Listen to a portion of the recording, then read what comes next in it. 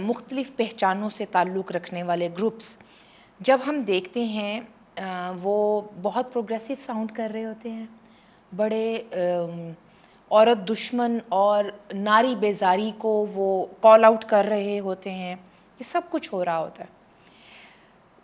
اس وقت جب کوئی ایک موومنٹ بنانی ہوتی ہے یا بن رہی ہوتی ہے، وہ سوشل موومنٹ ہو یا وہ پولیٹیکل موومنٹ ہو۔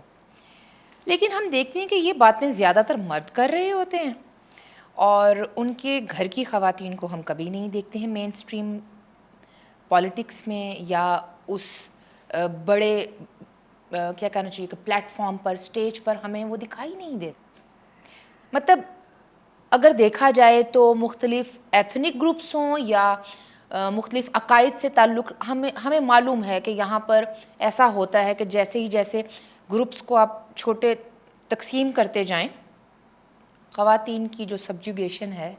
وہ کسی اور طرح سے ہو رہی ہوتی ہے، لیکن ان کے اوپر بات ہی نہیں ہوتی۔